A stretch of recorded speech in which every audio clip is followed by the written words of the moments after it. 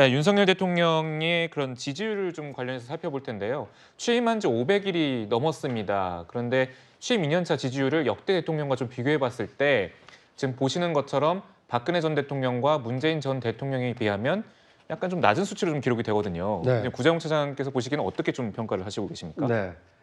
그때 지지율 가장 높았던 문재인 대통령 60% 지지받으셨죠. 그 5년 뒤에 퇴임하실 때 어떻게 됐나요? 정권 교체되지 않았습니까? 당시에 지지율 50% 기록했던 박근혜 대통령 퇴임하실 때 어떻게 됐습니까? 임기를 다 채우지 못하셨죠. 500일 지지율도 중요하지만 국정은 계속되기 때문에 앞으로가 좀 더 중요하지 않나 하는 생각이 듭니다.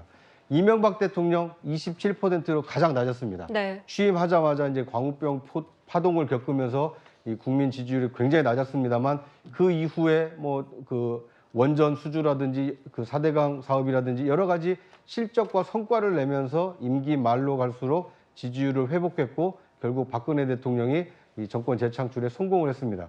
그러니까 대통령의 지지율이라는 것은 굉장히 중요합니다. 지지율이 높아야지 국정 운영의 동력이 확보되기 때문에 중요한 것은 분명합니다만 지지율이 낮다고 해서 실망할 필요가 없고 지지율이 높다고 해서 자만했어도 안 됩니다.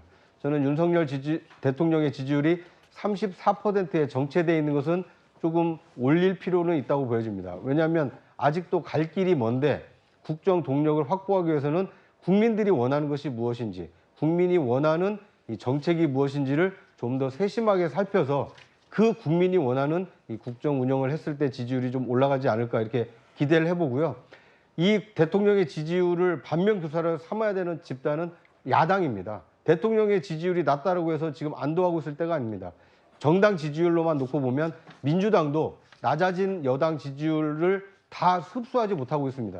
국민들은 여야 어느 쪽에도 지금 마음을 두고 있지 않은 상태이기 때문에 내년 총선 민심이 굉장히 요동칠 가능성이 크다. 뭐 이렇게 예상해 볼 수 있을 것 같습니다. 네, 차장님께 하나만 더 여쭤보면 많은 시청자분들이 또 궁금해하실 것 같은데 네. 이명박 전 대통령 27%로 집권 2년 차에 굉장히 낮은 지지율을 보였거든요. 네. 이런 지지율 결과와 대통령 선거 결과 사이에 이렇게 괴리가 발생하는 그런 네. 이유는 뭐라고 분석을 하십니까? 그러니까 대통령 지지율이 낮으면 아무래도 집권하고 있는 세력은 긴장을 하게 됩니다. 네. 이 낮은 지지율이 계속될 경우에는 국정 운영도 어렵고 앞으로 남아있는 전국 선거에서도 굉장히 악재가 될 것이기 때문에 어떻게 하면 등 돌린 민심을 돌릴 수 있을까? 국민의 목소리, 국민의 입장에서 조금 더 생각하고 정책을 펴기 때문에 후반으로 갈수록 지지율이 좀 상승하는 경향이 나타납니다. 반대로 임기 초반에 국정 지지율이 높았던 대통령의 경우에는 아, 내가 지금 잘하고 있다. 이대로 하면 계속 국민들이 지지를 해주겠거니 이렇게 지레짐작하고 정작 국민이 원하는 정책을 좀 외면하는 경향이 있습니다. 오히려 집권 세력이 원래 하고 싶었던 개혁을 지나치게 과속으로 추진하다가 오히려 국민들과 괴리가 벌어지면서 결국 임기 후반에는 대통령의 지지율도 떨어지고 여당의 지지율도 떨어지면서 대선 결과가 상반된 결과로 나타난 걸 볼 수가 있었는데요. 지금 500일입니다. 아직도 갈 길이 멉니다. 윤석열 정부에게는 남아있는 시간이 많은 것이고 민주당에게는 앞으로도 기다려야 되는 시간이 그만큼 더 크기 때문에 누가 더 국민을 위한 정책을 하는지, 국민을 위한 정치를 하는지 아마 많은 국민들께서 예의주시하고 있을 것입니다. 네, 지금 조승현 부위원장님께 좀 여쭤볼까요? 지금 윤석열 대통령 취임 2년 차 직무수행 평가 30%대에 머무는 것은 그렇죠. 어떤 요인 때문이라고 좀 보시는지요?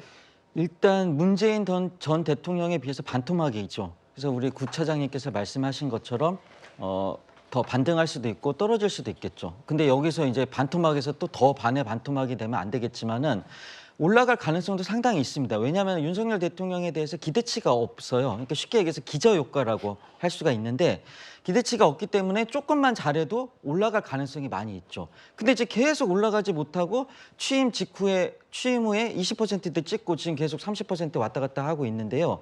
그 얘기는 뭐냐면은 지금 올라갈 반등할 요소를 보이지 못하는 게 이제 대통령 책임인 거죠, 사실은. 그래서 지금 잘하는 게 하나도 없다는 얘기인 거죠.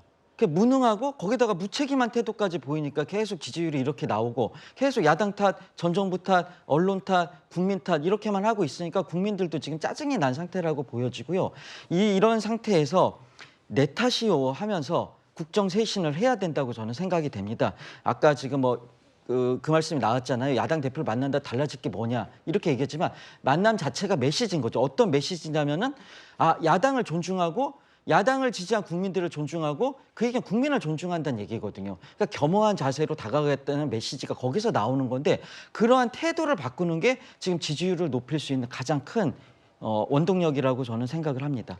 네, 현 정부의 무능 때문이다 이렇게 지적을 해주셨는데 윤 대통령 취임 이후 외교에는 큰 공을 들여왔습니다. 이 바이든 대통령과는 벌써 10차례 이상 만났고 이 한미 관계를 중심으로 일본, 아세안 등 그 외교의 범위를 넓혀가고 있습니다. 이 지난주에는 유엔 총회 참석차 4박 6일 방미 일정을 소화했는데요.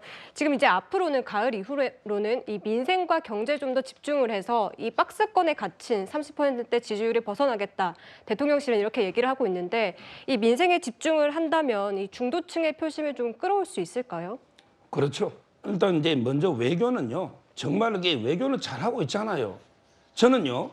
오르게 그 단식을 24일 했다고 주장하는 이재명 대표의 건강보다 윤석열 대통령의 건강이 더 걱정됩니다.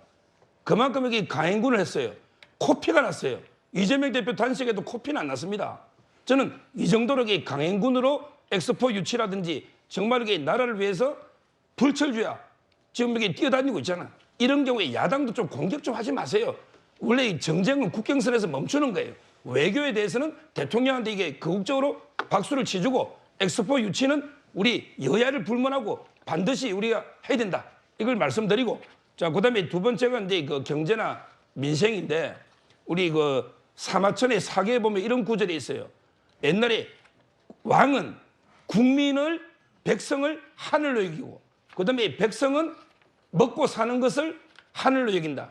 그만큼 이게 우리 국민한테 가장 중요한 거는 먹고 사는 이런 게 민생입니다. 따라서 저는 뭐 대통령이 만기칠라 모든 걸 다 할 수는 없어도 지금 이게 외교 쪽으로는 상당히 성과를 내고 있기 때문에 앞으로 이게 그 경제나 먹고 사는 이런 문제도 이게 좀 더 우리가 이게 그 더 신경 쓰고 더 노력해서 아마 이제 그 꼭 선거 전략을 떠나서 이게 나라의 대통령 지도자라면 저는 이게 국민의 먹고 사는 문제 해결을 위해서 최선의 노력을 다해야 된다 이렇게 봅니다. 네, 지금 현재 뭐 민생 얘기를 좀 하셨지만 야당에서 봤을 때 박성민 전 최고위원께 질문 드릴게요. 일단은 민생을 챙기려면 뭐 추경의 필요성에 대해서 지금 야당께서 언급을 하고 있잖아요. 뭐 이번 하반기 남은 기간 동안에도 추경에 대해서 계속해서 야당이 좀 주장할 걸로 보이는데 좀 어떻게 보시는지요? 당연히 필요하다고 저는 생각을 하는데 이 정부가 이제 재정 건전성을 강조하면서 굉장히 이 예산을 좀 조여매는 듯한 모습을 보여주고 있습니다. 그런데 그게 상황을 보고 해야 되는 일이라고 저는 생각해요. 예산이라는 거는 무조건 적게 쓰는 게 능사가 아니라 국민들이 필요한 곳에 필요한 때에 적재적소에 투입하는 공적인 재원이기 때문에 이것을 단지 대통령의 기조에 따라서 대통령이 원한다고 해서 무조건 줄이는 게 선이냐 그렇게 보여지지 않습니다.